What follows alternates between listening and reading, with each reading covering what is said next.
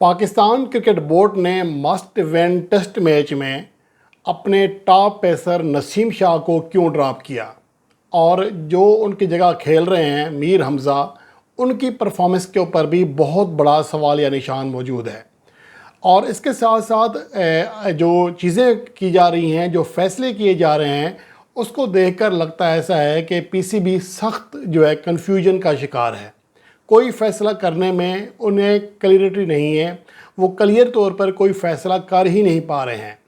शाहीन शाह अफरीदी की मिसाल आपके सामने है।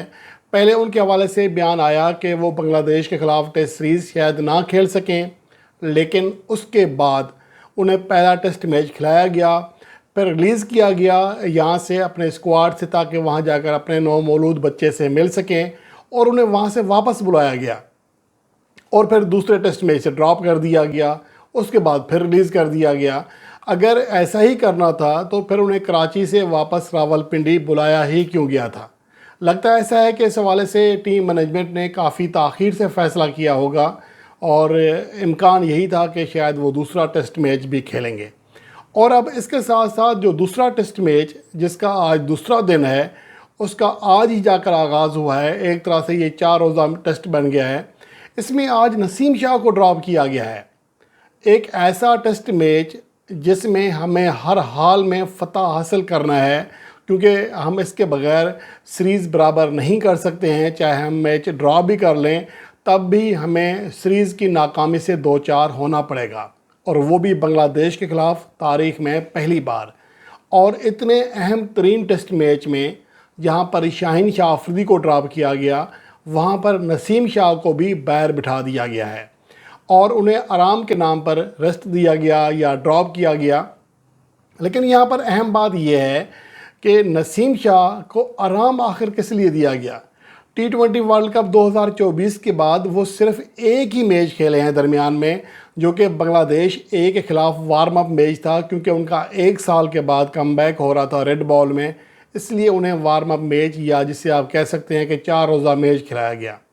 उसके बाद वो सीधा पहला टेस्ट मैच खेले और दूसरे मैच में उन्हें आराम दे दिया गया। तो इतनी क्या थकावट हो गई थी। इस दौरान तो नसीम शाह ने कोई लीग क्रिकेट भी नहीं खेली है, बिल्कुल आराम से घर पे रहे हैं, प्रैक्टिस ज़रूर की है, लेकिन कोई मैच नहीं खेला है। और अगर इतने अहम तरीन मैच में इन खिलाड़ियों को आराम देना है, तो फिर ये खिलाड़ी किस दिन काम आएंगे। और जहाँ तक इब्रार अहमद की बात है, उसके बारे में मैंने ऑलरेडी कहा था कि उन्हें पाकिस्तान टीम में लाजमन होना चाहिए था। पहला टेस्ट मैच भी उन्हें खिलाना चाहिए था, और दूसरा टेस्ट मैच तो खैर वो खेल ही रहे हैं। लेकिन मीर हमज़ा की शमूलियत पर बड़ा सवाल या निशान मौजूद है। अगर हम मीर हमज़ा की कारकर्दगी की बात करें अब तक, तो वो ज़्यादा बेहतर नहीं रही है। मजमूई तौर पर 6 टेस्ट मैचेस की 10 इनिंग्स में बॉलिंग कराने का मौका मिला, और 10 में से 5 इनिंग्स में 50% इनिंग्स में वो एक भी विकेट हासिल नहीं कर सके।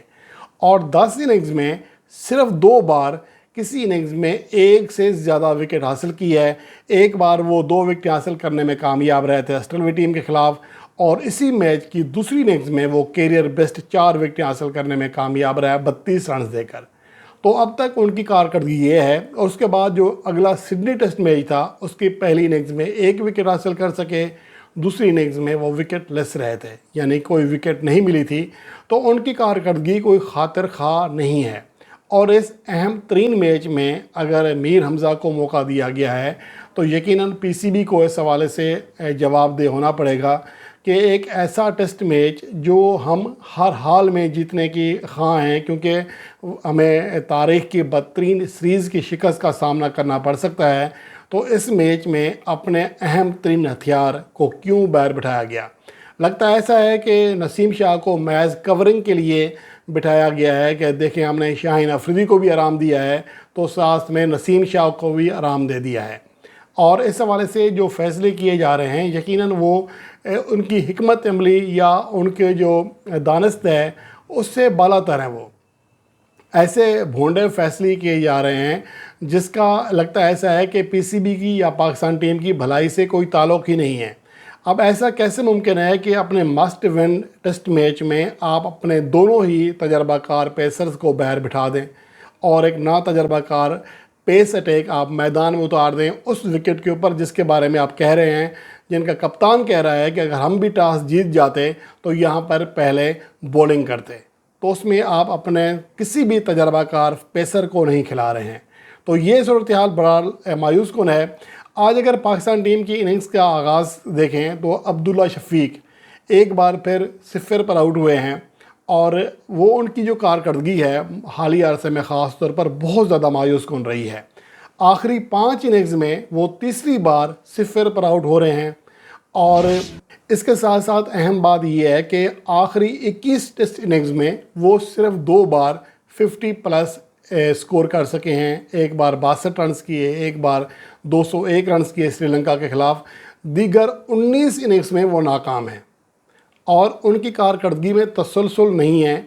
और इसका अंदाज़ा आप यहाँ से लगा सकते हैं कि अपने कैरियर की तीसरी और चौथी सेंचुरी के दौरान जो है 11 इनिंग्स में वो नाकाम रहे थे, एक भी 50+ इनिंग्स नहीं खेल सके थे।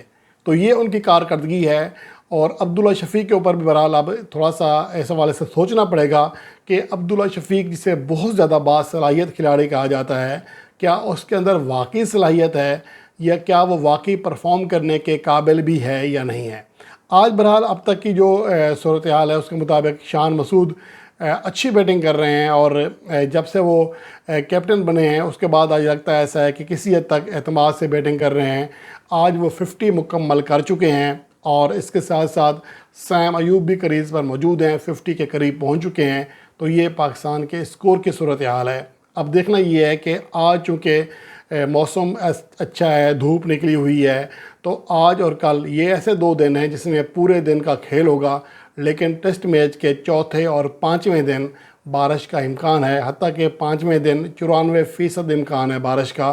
तो इसका मतलब ये है कि 2 दिन के अंदर ही पाकिस्तान टीम ने जो भी करना है कर गुजरना पड़ेगा। तेज़ बैटिंग करें, जो भी करें, जिस तरह इस मैच को अपने हक़ में कर सकते हैं वो करने की कोशिश करनी चाहिए।